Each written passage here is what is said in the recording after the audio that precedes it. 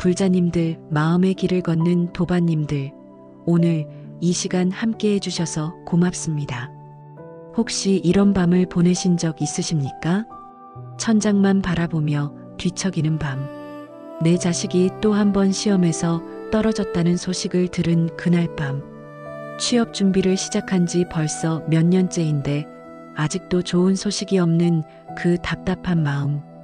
옆집 아이는 벌써 대기업에 들어갔다는데 우리 아이는 아직도 면접조차 보지 못하고 있을 때 느끼는 그 막막함. 부모의 마음이란 참 이상합니다. 내 일이 안 풀릴 때보다 자식 일이 안 풀릴 때 더 아프고 내가 아플 때보다 자식이 힘들어할 때 더 견디기 어렵습니다. 그래서 우리는 밤마다 부처님 앞에 앉습니다. 두 손을 모으고 눈을 감고 간절히 기도를 올립니다. 부처님, 제 아이만이라도 제발 행복하게 해주십시오. 화엄경에서는 이렇게 말씀하셨습니다. 일체유심조, 모든 것은 마음으로부터 일어난다고. 우리가 지금 올리는 이 기도, 이 간절한 마음이 바로 세상을 움직이는 힘의 시작입니다. 오늘은 자식을 위해 기도하는 부모님들께 부처님의 위로와 지혜를 전해드리고자 합니다. 첫 번째로 말씀드리고 싶은 것은 기도의 진정한 의미입니다. 많은 분들이 기도를 소원을 이루는 주문처럼 생각하십니다. 열심히 절을 하고 연부를 외우면 내가 원하는 대로 될 거라고 믿으십니다. 하지만 금강경에서 부처님은 이렇게 말씀하셨습니다. 응무소주의 생기심, 머무는 바 없이 마음을 내라고. 기도는 결과에 집착하는 것이 아니라 마음을 맑게 하는 과정입니다. 제가 만난 한 어머니 이야기를 들려드리겠습니다. 그분의 아들은 서울대를 목표로 3년 동안 재수를 했습니다. 어머니는 매일 새벽 4시에 일어나 1000배를 올렸습니다. 손이 부르트고 무릎이 까지도록 절을 했습니다. 하지만 결과는 3번 모두 불합격이었습니다. 어머니는 제게 물으셨습니다. 스님, 제가 뭘 잘못한 걸까요? 이렇게 열심히 기도했는데 왜 부처님은 제 기도를 들어주지 않으시는 걸까요? 저는 그분께 조용히 여쭤봤습니다. 보살님, 기도하실 때 무슨 생각을 하셨습니까? 그분은 대답하셨습니다. 서울대에 꼭 붙게 해달라고, 우리 아이가 남들보다 뒤처지지 않게 해달라고 빌었다고. 그때 저는 말씀드렸습니다. 그것은 기도가 아니라 집착이었습니다. 법구경 제338 개송에서는 이렇게 말합니다.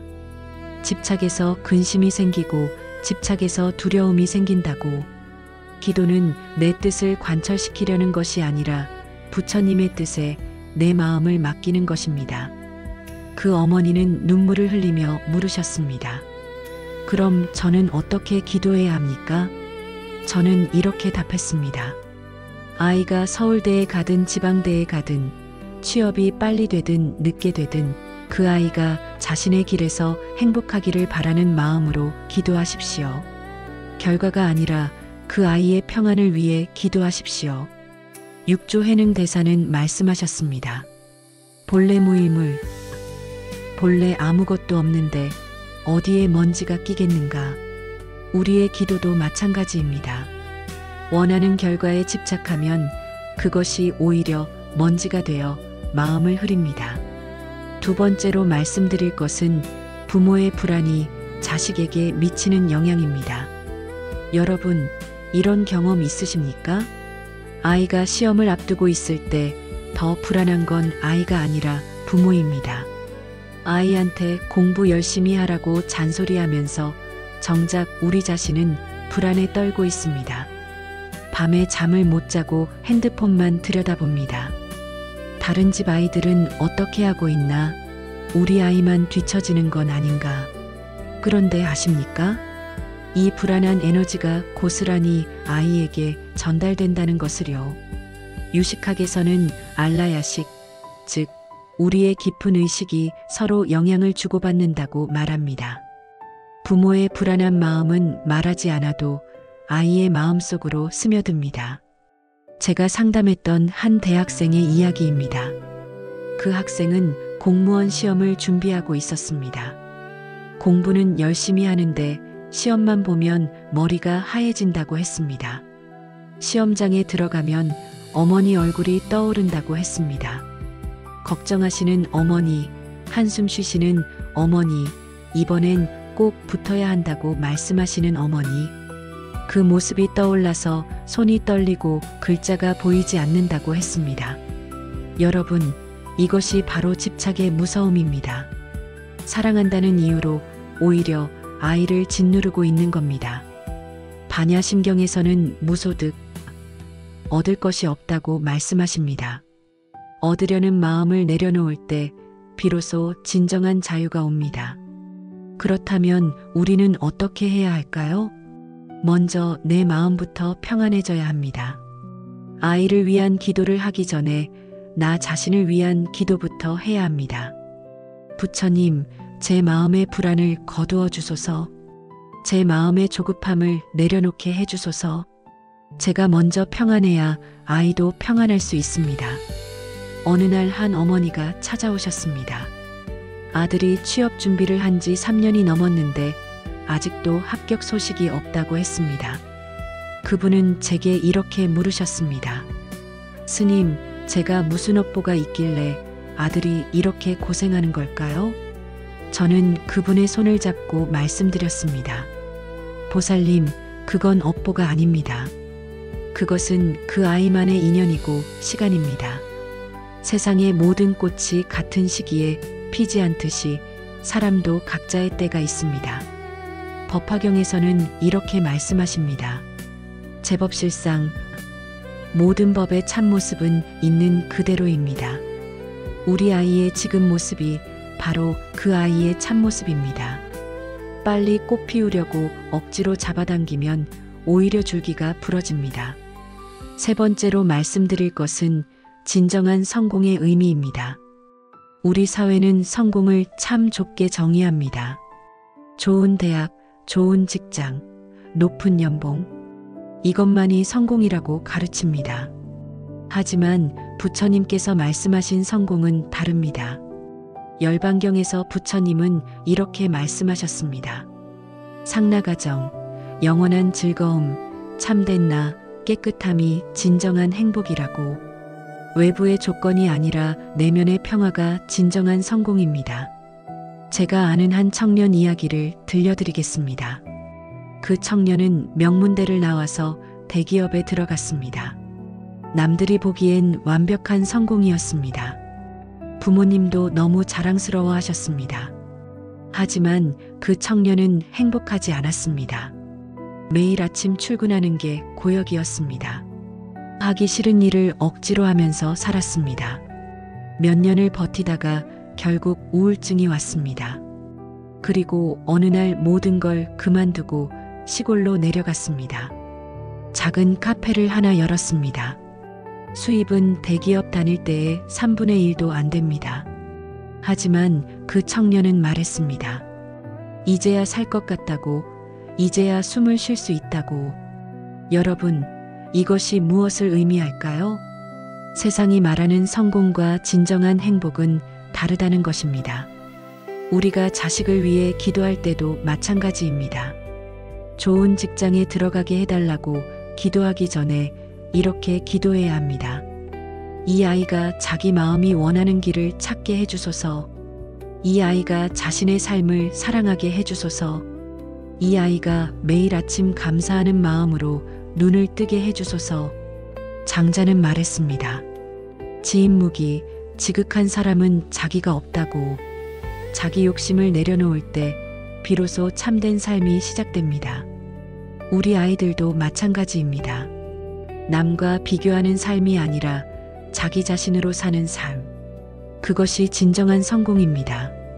네 번째로 말씀드릴 것은 기다림의 지혜입니다. 요즘 부모들은 참 조급합니다. 빨리빨리 결과가 나오기를 바랍니다. 남들보다 한 발이라도 앞서가길 원합니다. 하지만 자연의 이치를 보십시오. 봄에 씨앗을 뿌리면 바로 열매가 맺힙니까? 땅속에서 뿌리를 내리고 싹을 틀 때까지 기다려야 합니다. 여름 내내 햇볕과 비를 맞으며 자라야 합니다. 그러고 나서야 가을에 열매를 맺습니다. 사람도 마찬가지입니다. 도덕경에서 노자는 이렇게 말했습니다. 대기만성, 큰 그릇은 늦게 이루어진다고. 천천히 익어가는 것이 오히려 더 단단하고 깊은 맛을 냅니다. 한 아버지가 상담을 오셨습니다. 아들이 의대를 5번이나 떨어졌다고 했습니다. 친구들은 벌써 대학을 졸업하고 취업도 하고 결혼도 했는데 자기 아들만 아직도 수험생이라고 했습니다. 그 아버지는 창피하고 부끄러웠습니다. 친척 모임에 가는 것도 두려웠습니다. 저는 그분께 여쭤봤습니다. 아드님은 의사가 되고 싶어 합니까? 아니면 아버님께서 되길 바라십니까? 그분은 잠시 침묵하시더니 대답하셨습니다. 처음엔 아이가 원했는데 이제는 제가 더 집착하는 것 같습니다. 이렇게 많이 떨어졌는데 포기하면 그동안의 시간이 아깝잖아요. 여러분, 이것이 바로 함정입니다. 매몰 비용의 오류라고 합니다. 이미 들인 시간과 노력이 아까워서 계속 잘못된 길을 가는 것입니다. 중용에서는 이렇게 말합니다. 시중, 때를 얻는 것이 중요하다고. 때가 아니면 과감히 방향을 바꿀 줄도 알아야 합니다. 저는 그 아버지께 말씀드렸습니다. 한번 아드님과 진솔하게 대화해 보십시오. 정말 의사가 되고 싶은지 아니면 다른 꿈이 있는지 물어보십시오. 아버지의 기대가 아니라 아이의 진심을 들어보십시오. 몇 달 후 그분이 다시 찾아오셨습니다. 얼굴이 밝아져 있었습니다. 아들과 긴 대화를 나눴다고 했습니다. 아이는 사실 의사가 되고 싶은 게 아니었다고 했습니다. 아버지를 실망시키기 싫어서 계속 도전했던 것이라고 했습니다. 이제 아들은 자기가 정말 하고 싶었던 요리를 배우고 있다고 했습니다. 조리학원에 다니면서 매일 행복해한다고 했습니다. 그 아버지는 말씀하셨습니다. 스님, 이제야 제 아들의 진짜 웃는 얼굴을 봅니다. 의대 준비할 때는 한 번도 본 적 없는 밝은 얼굴입니다. 여러분, 이것이 바로 기다림의 지혜입니다. 내가 원하는 결과를 기다리는 게 아니라 아이의 진심이 드러날 때까지 기다리는 것입니다. 유마경에서는 이렇게 말씀합니다. 불이법문, 둘이 아닌 법문. 성공과 실패, 빠름과 느림은 본래 하나입니다. 모든 경험이 그 아이를 성장시키는 자양분입니다. 기도는 바로 이런 마음으로 해야 합니다. 빨리 결과가 나오게 해달라는 조급한 기도가 아니라 이 아이가 자기 길을 찾을 때까지 견딜 수 있는 힘을 달라는 기도. 이 아이가 시행착오를 겪으면서도 포기하지 않는 용기를 달라는 기도. 그리고 부모인 내가 조급해하지 않고 믿고 기다릴 수 있는 평정심을 달라는 기도. 계속해서 5번째 말씀을 드리겠습니다. 5번째는 비교하지 않는 마음입니다. 우리 사회에서 가장 큰 고통의 원인이 무엇일까요? 바로 비교입니다. 옆집 아이와 비교하고 친척집 아이와 비교합니다. 누구는 벌써 대기업에 들어갔는데, 누구는 유학을 갔는데, 누구는 결혼까지 했는데, 이런 비교가 우리 마음을 괴롭힙니다. 그리고 그 괴로움이 고스란히 아이에게 전달됩니다. 아이들도 압니다. 부모가 자기를 남과 비교하고 있다는 것을요. 그래서 더 위축되고 자신감을 잃습니다. 장자의 제물론 편에서는 이렇게 말합니다. 물론 시비, 옳고 그름을 따지지 말라. 각자의 길이 있을 뿐 누가 더 낫고 못한 게 없습니다. 제가 만난 한 어머니는 이런 고백을 하셨습니다. 저는 제 아이를 사랑한다고 생각했는데 알고 보니 제 자존심을 사랑했던 것 같아요. 아이가 잘 되면 제가 자랑스럽고 아이가 못하면 제가 창피했어요. 정작 아이의 마음은 생각하지 않았어요. 이 얼마나 솔직하고 용기 있는 고백입니까? 많은 부모들이 사랑이라는 이름으로 사실은 자기 욕심을 채우고 있습니다. 금강경에서 부처님은 이렇게 말씀하셨습니다. 무아상, 무인상, 무중생상, 무수자상. 나라는 생각, 남이라는 생각, 중생이라는 생각, 수명이라는 생각을 버려라. 모든 집착을 내려놓을 때 진정한 사랑이 시작됩니다. 비교하지 않는 기도를 드려야 합니다. 다른 집 아이처럼 되게 해달라는 기도가 아니라 우리 아이가 우리 아이답게 살게 해달라는 기도, 남보다 앞서게 해달라는 기도가 아니라 이 아이가 자기 속도로 걸어갈 수 있게 해달라는 기도. 한 청년이 저를 찾아왔습니다. 대학을 졸업하고 취업 준비를 하는데 어머니의 잔소리가 너무 힘들다고 했습니다. 친구는 벌써 삼성에 들어갔는데 너는 뭐 하냐? 사촌 동생은 공무원이 됐는데 너는 언제 합격하냐? 이런 말을 들을 때마다 자기가 너무 한심하게 느껴진다고 했습니다. 차라리 죽고 싶다는 생각까지 든다고 했습니다. 여러분, 이것이 비교의 무서움입니다. 사랑한다는 이유로 아이를 죽음으로 몰아갈 수도 있습니다. 저는 그 청년에게 말했습니다. 어머니의 말은 걱정 때문이지 당신을 미워해서가 아닙니다. 하지만 어머니도 배워야 합니다. 당신은 당신만의 속도가 있다는 것을요. 그리고 그 어머니를 따로 만났습니다. 보살님, 아드님이 많이 힘들어합니다. 비교하는 말을 그만하셔야 합니다. 어머니는 눈물을 흘리며 말씀하셨습니다. 저도 알아요. 그런 말을 하면 안 된다는 것을. 그런데 자꾸 나와요. 불안해서 그래요. 그래서 저는 말씀드렸습니다. 그 불안의 뿌리를 보십시오. 정말 아들이 걱정돼서입니까? 아니면 남들 눈이 걱정돼서입니까? 아들의 행복이 중요합니까? 아니면 남들 앞에서 자랑하는 게 중요합니까? 그분은 한참을 울다가 말씀하셨습니다. 제가 잘못했어요. 제 욕심이었어요. 이제부터라도 제 아들을 있는 그대로 사랑하겠습니다. 법구경 제169개송에서는 이렇게 말합니다. 스스로 자신을 바로 세우고 남을 가르쳐라. 그러면 현명한 사람이 될 것이다. 남을 바꾸기 전에 나를 바꿔야 합니다. 아이를 바꾸려 하기 전에 내 마음을 먼저 바꿔야 합니다. 6번째로 말씀드릴 것은 실패의 의미입니다. 우리는 실패를 너무 두려워합니다. 한번 넘어지면 다시는 못 일어날 것처럼 생각합니다. 하지만 인생에서 실패만큼 좋은 스승은 없습니다. 에디슨은 전구를 발명하기까지 10,000번을 실패했습니다. 누군가 물었습니다. 10,000번이나 실패해서 기분이 어떠냐고. 에디슨은 대답했습니다. 나는 실패한 게 아니라 전구가 켜지지 않는 10,000가지 방법을 발견했다고. 이것이 바로 실패를 대하는 지혜로운 태도입니다. 유교의 중용에서는 이렇게 말합니다.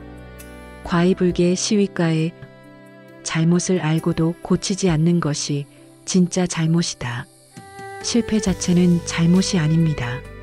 실패에서 배우지 못하는 것이 잘못입니다. 한 학생이 고시에 6번 떨어졌습니다. 아버지는 이제 그만하고 다른 길을 찾으라고 했습니다. 하지만 그 학생은 한 번만 더 해보겠다고 했습니다. 7번째 도전에서 드디어 합격했습니다. 그 학생은 말했습니다. 6번의 실패가 없었다면 7번째 성공도 없었을 거라고. 실패할 때마다 부족한 부분을 채워갔다고. 실패할 때마다 더 강해졌다고. 기도도 이런 마음으로 해야 합니다. 아이가 실패하지 않게 해달라는 기도가 아니라 실패해도 다시 일어설 수 있는 힘을 달라는 기도. 넘어져도 괜찮다는 것을 아는 용기를 달라는 기도. 성가에서는 이렇게 말합니다. 7.8기 7번 넘어져도 8번 일어나라. 인생은 넘어지지 않는 게 중요한 게 아니라 다시 일어서는 게 중요합니다. 7번째로 말씀드릴 것은 내려놓음의 지혜입니다. 많은 부모들이 놓지 못합니다. 자식이 30이 넘고 40이 넘어도 여전히 걱정하고 간섭합니다. 이건 입지 마라.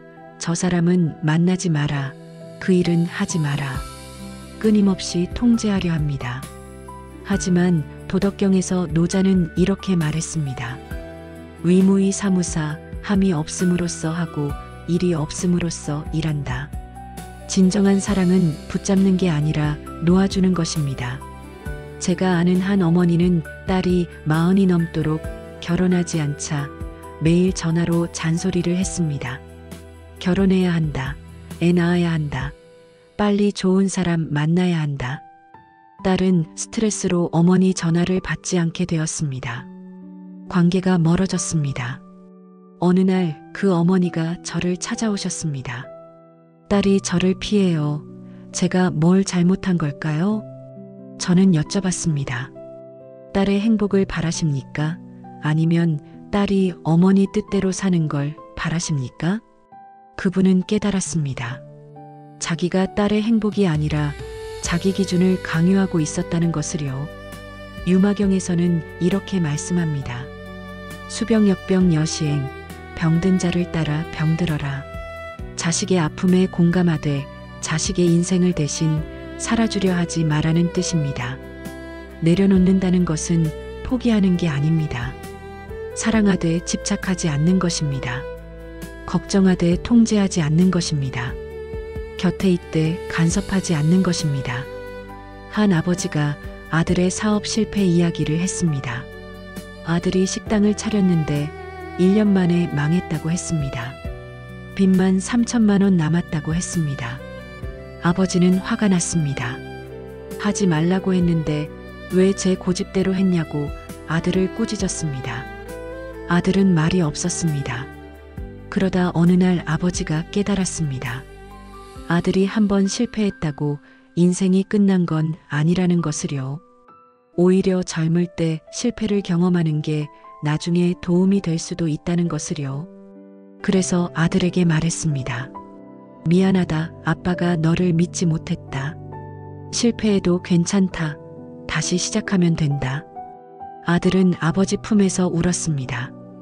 그리고 다시 일어섰습니다. 지금은 작은 카페를 운영하며 행복하게 살고 있습니다. 장자는 말했습니다. 무용지용, 쓸모없음의 쓸모. 세상이 쓸모없다고 여기는 것에도 깊은 의미가 있습니다. 실패도 마찬가지입니다. 당장은 쓸모없어 보이지만 그 경험이 나중에 큰 자산이 됩니다. 기도할 때도 이렇게 기도해야 합니다. 이 아이의 인생을 제가 대신 살 수 없습니다. 다만 어떤 길을 가든 이 아이를 믿고 지켜보겠습니다. 넘어져도 스스로 일어설 수 있는 힘을 주소서.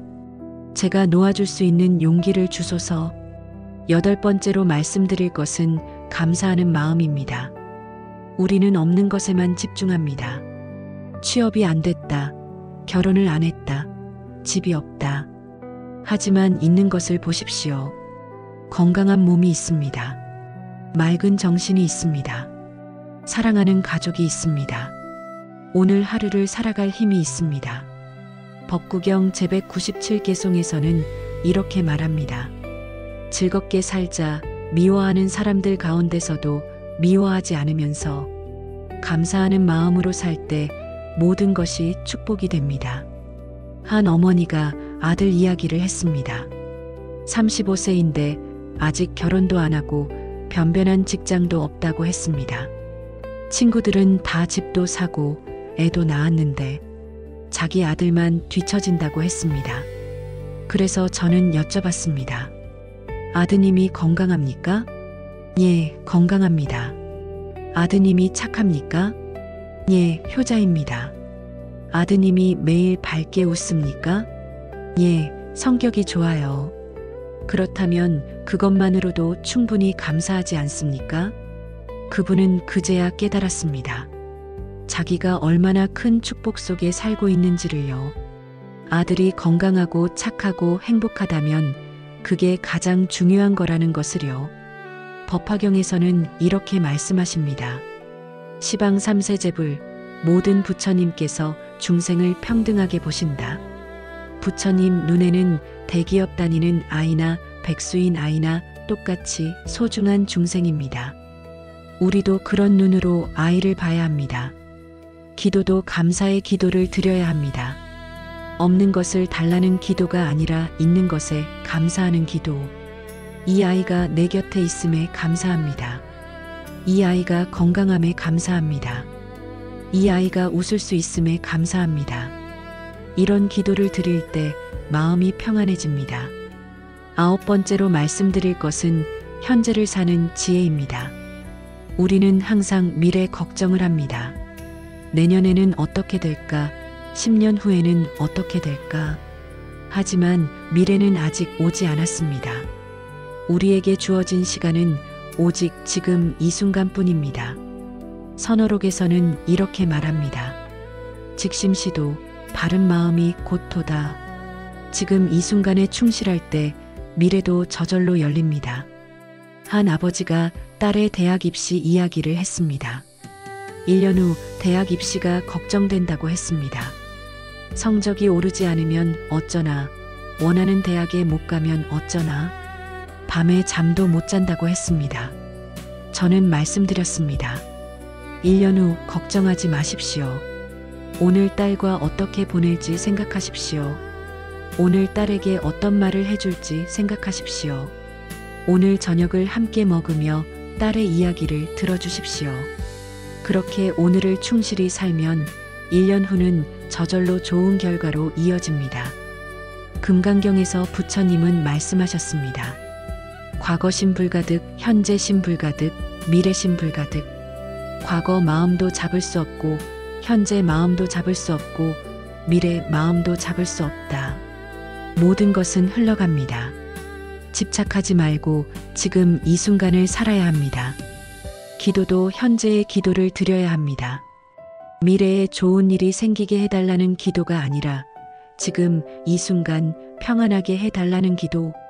오늘 하루 잘 살 수 있는 힘을 달라는 기도. 지금 이 아이를 잘 사랑할 수 있는 마음을 달라는 기도. 10번째로 말씀드릴 것은 자기 자신을 돌보는 것입니다.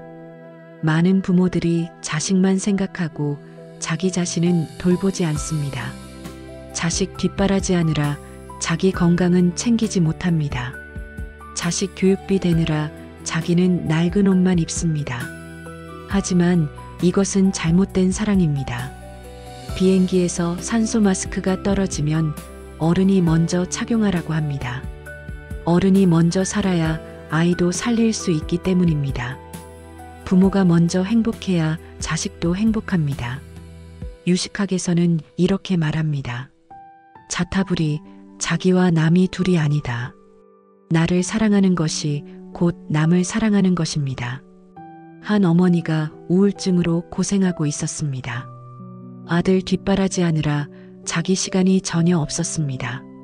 취미도 없고 친구도 만나지 않았습니다. 오직 아들 생각뿐이었습니다. 그런데 그 무거운 에너지가 아들에게 전달되었습니다. 아들도 우울해지고 무기력해졌습니다. 저는 그 어머니께 말씀드렸습니다. 일주일의 하루는 온전히 자기 시간을 가지십시오. 영화를 보든 친구를 만나든 산책을 하든 자기를 위한 시간을 가지십시오. 처음에는 미안하다고 했습니다. 아들 놔두고 자기가 어떻게 놀러 다니냐고 했습니다. 하지만 제가 계속 권유했고 결국 실천하기 시작했습니다. 몇 달 후 놀라운 변화가 일어났습니다. 어머니가 밝아지니까 아들도 밝아졌습니다. 어머니가 웃으니까 아들도 웃기 시작했습니다. 장자의 양생주편에서는 이렇게 말합니다. 연생, 생명을 기르라. 자기 몸과 마음을 잘 돌보는 것이 가장 기본입니다. 기도할 때도 자기 자신을 위한 기도를 드려야 합니다. 아이만을 위한 기도가 아니라 나 자신의 평안을 위한 기도. 내가 건강하게 해주소서. 내가 행복하게 해주소서. 내가 지혜롭게 해주소서. 내가 평안해야 아이도 평안합니다. 11번째로 말씀드릴 것은 말의 힘입니다. 우리가 하는 말 한마디 한마디가 큰 영향을 미칩니다. 화엄경에서는 이렇게 말씀하십니다. 일체유심조, 모든 것은 마음이 만든다. 우리의 말도 마음에서 나오고 그 말이 현실을 만듭니다. 한 어머니가 아들에게 매일 이런 말을 했습니다. 너는 왜 그 모양이냐? 너는 안 돼. 너는 형만 못해. 부정적인 말만 했습니다. 그 아들은 점점 자신감을 잃어갔습니다. 정말로 안 되는 사람이 되어갔습니다. 말에는 힘이 있습니다. 부정적인 말은 부정적인 현실을 만들고 긍정적인 말은 긍정적인 현실을 만듭니다. 법구경 제183개송에서는 이렇게 말합니다. 모든 악을 짓지 말고 모든 선을 행하며 스스로 그 마음을 깨끗이 하라. 말도 마찬가지입니다. 악한 말을 하지 말고 선한 말을 해야 합니다. 다른 어머니는 이렇게 말했습니다. 너는 할 수 있어. 너는 소중해. 너는 특별해. 긍정적인 말만 했습니다. 그 아이는 자신감 넘치는 사람으로 자랐습니다. 정말로 잘하는 사람이 되었습니다. 우리가 자식에게 하는 말을 돌아봐야 합니다. 비난하는 말, 비교하는 말, 상처 주는 말을 하고 있지는 않습니까? 아니면 격려하는 말, 믿어주는 말, 사랑하는 말을 하고 있습니까? 성가에서는 이렇게 말합니다. 언어도단 말을 끊어라. 말이 너무 많으면 오히려 해가 됩니다. 때로는 침묵이 가장 좋은 사랑의 표현입니다. 아이가 힘들어할 때 이렇게 말하지 마십시오. 왜 그렇게 했어? 내가 뭐라고 했어? 내 말 들을걸? 대신 이렇게 말하십시오. 괜찮아. 다시 하면 돼.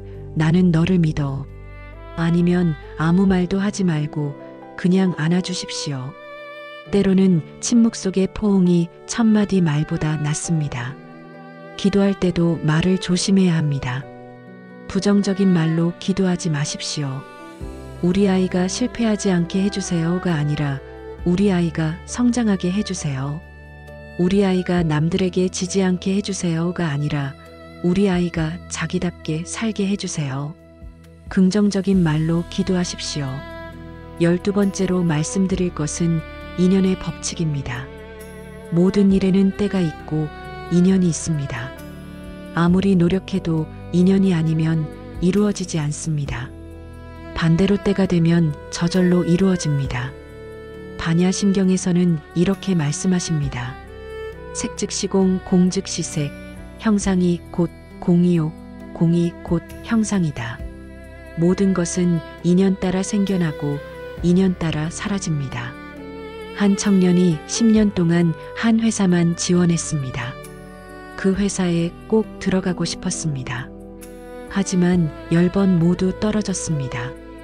좌절하고 있을 때 우연히 다른 회사 공고를 봤습니다. 별 기대 없이 지원했는데 한 번에 합격했습니다. 그리고 그 회사가 훨씬 더 자기에게 잘 맞았습니다. 나중에 그 청년은 말했습니다. 10년 동안 떨어진 게 다 이유가 있었다고. 그 회사는 내 인연이 아니었다고. 지금 회사가 진짜 내 인연이었다고. 도덕경에서 노자는 이렇게 말했습니다. 무의무불이 함이 없으면 이루어지지 않음이 없다. 억지로 하려고 하지 말고 흐름에 맡기십시오. 때가 되면 저절로 이루어집니다. 우리 아이들도 마찬가지입니다. 지금 취업이 안 되는 게 인연이 아닌 겁니다. 지금 결혼이 안 되는 게 때가 아닌 겁니다. 조급해하지 마십시오. 인연이 오면 저절로 될 것입니다. 기도도 인연을 믿는 기도를 드려야 합니다. 제 뜻대로 되게 해달라는 기도가 아니라 좋은 인연을 만나게 해달라는 기도. 때가 되면 알아서 이루어질 것을 믿는 기도. 부처님의 지혜를 믿고 맡기는 기도. 마지막으로 13번째 말씀을 드리겠습니다. 그것은 사랑의 본질입니다. 진정한 사랑이란 무엇일까요? 집착하는 것이 사랑일까요? 통제하는 것이 사랑일까요? 아닙니다.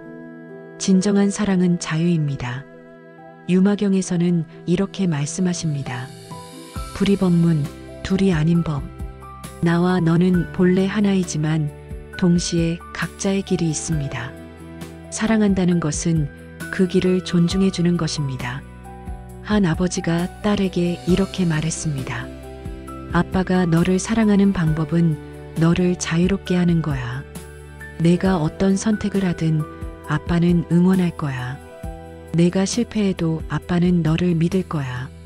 내가 행복하면 아빠도 행복해. 그 딸은 그 말을 듣고 울었습니다.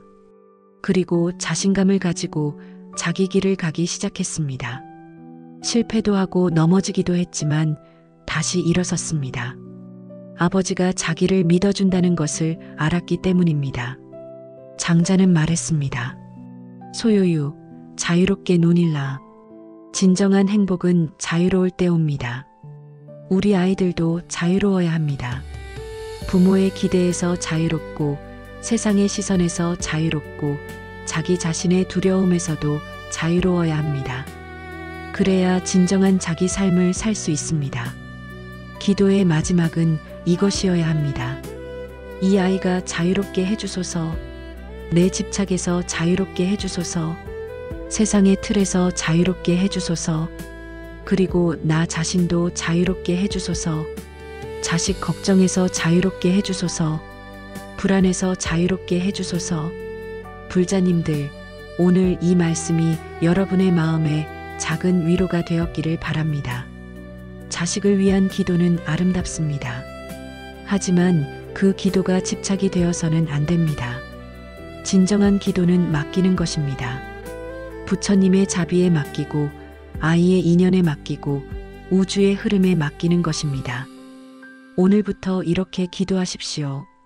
아이가 내 뜻대로 되게 해달라고 기도하지 말고 아이가 아이답게 살게 해달라고 기도하십시오.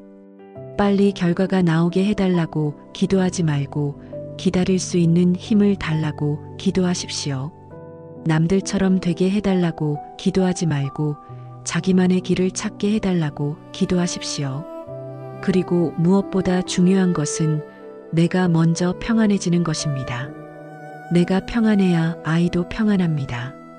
내가 행복해야 아이도 행복합니다. 내가 자유로워야 아이도 자유롭습니다. 오늘 이 영상이 도움이 되셨다면 좋아요 버튼 눌러주시고 댓글로 여러분의 이야기도 들려주십시오. 그리고 주변에 자식 걱정으로 힘들어하는 분들이 있다면 이 영상을 공유해 주십시오. 함께 나누는 지혜가 더 큰 힘이 됩니다. 구독과 알림 설정도 해주시면 앞으로도 부처님의 가르침을 계속 전해드리겠습니다. 마지막으로 함께 기도하겠습니다. 부처님, 오늘도 자식을 위해 애쓰는 모든 부모님들께 평안을 주소서. 그들의 걱정을 덜어주시고 그들의 마음을 편안하게 해주소서. 그들의 자식들이 각자의 인연 따라 좋은 길을 만나게 해주소서. 모든 가정에 평화가 깃들기를 기원합니다. 나무 아미타불 관세음보살, 오늘도 함께 해주셔서 감사합니다. 부처님의 자비가 여러분과 함께 하시길 기원합니다. 여러분 모두 건강하시고 행복하십시오.